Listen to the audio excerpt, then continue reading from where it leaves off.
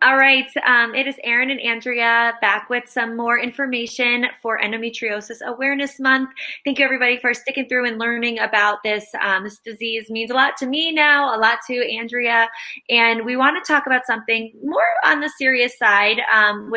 Of course, there's certain physiological symptoms, but one of the biggest things that we want to talk about is the mental health impact that this can have on somebody. So, Andrea, why don't you sort of go into that a little bit? Sure. So I sort of touched on it in one of the previous videos about medical gaslighting. When you come to a doctor because you're having all of these symptoms and you want help, and they disbelieve you or they downplay it or they sort of brush all of that to the side, it takes a mental toll. It can result in this feeling of isolation and looking inward like, well, maybe I am overreacting. Maybe it is normal to miss a couple days of work, when I'm in this amount of pain. It's not. Please trust your body and believe what you're feeling. If it helps you to write it down and sort of track your own symptoms and then bring that to the doctor's appointment, that's something that's helped me. Because it can be incredibly isolating, especially if, since not a lot of people are talking about this, you might feel like, oh, I'm the only one feeling this way. You are not. There's an entire community now online, thankfully, that's, pretty easily accessible if you have access to technology, where you can connect with other chronic illness warriors, or specifically endometriosis warriors, about what they're going through, and know that you're not alone. Because especially when you're younger and you're feeling all of this pain and being told that it's normal and a normal part of growing up, when in reality it's debilitating, it's disabling pain and other symptoms, and it's not normal, and you're allowed to talk about that and seek out a provider who will listen to you. Something that I've had to do is sort of learn the way doctors speak, because for myself, I felt like I was not being heard unless I presented my case to them as if I were another doctor. And obviously I haven't been to medical school, so I can only fake it so well.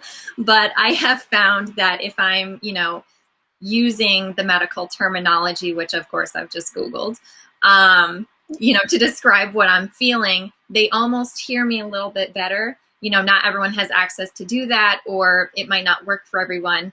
But that's something that I did have to do, because I found myself being incredibly anxious. If I relocated or moved around and had to find a new primary care, or had to find a new GYN, or find a new gastroenterologist who will listen to me and what I'm feeling, even talking about it, I feel my whole body tense up. And that's something that I've sort of been working on over the past year with a therapist. And then add in the whole pandemic. I mean, I feel like a lot of people are realizing the importance of working on their stuff. They're working through their traumas, their history, and really being able to find ways through it, because it's worth it.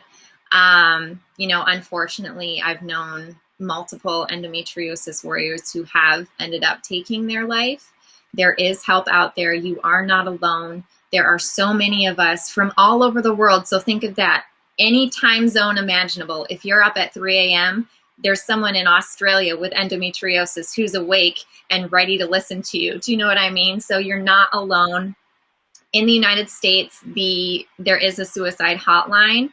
It is 800-273-8255. They are available 24/7. There's a chat feature as well if you don't want to use your voice. It can be done over email and text, and it's confidential. But in terms of the mental toll that it takes, because sometimes the pain is just so much, and sometimes you get so anxious trying to seek help from doctors, or even making the decision of, can I tough this out, or should I go to the emergency room? If I go there, will they believe me? Will they just think that I'm there to seek drugs? Do you know what I mean? There's this stigma about being in pain and asking for relief. especially in today's world with the, the opioid epidemic, which unfortunately is happening. It is real. So I understand why practitioner or providers are careful, but there's also those out there who really need help. So just knowing that you're not alone, knowing that there is a community that you can access if you have questions, if you're feeling unsafe, if you're scared, if you're anxious. There's so many of us out there willing to talk to you, complete strangers on the internet. I do it all the time because I don't want anybody, especially people just starting to have these symptoms, to feel so alone and isolated and like this is going to be this way forever. There is help out there, and there's an entire community waiting to help hold you up through it. I sit back and I listen to you saying that, and I want you to bring up one of your biggest supporters there. I see you sort of petting him down there. Bring up Max. I don't know if he'll come to my voice, but I know he'll come to yours. Come here, come here. There's Max. And Heather is a therapy dog, and which I know is helpful.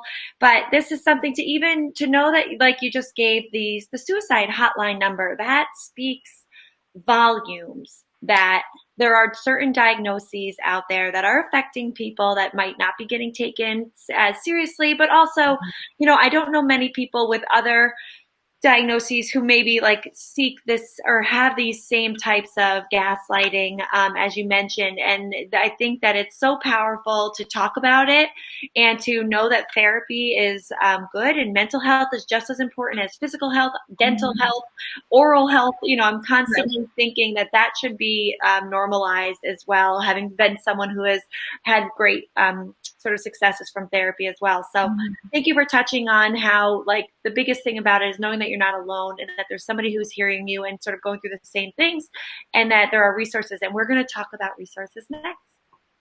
All right. Thanks, Andrea. Thank you.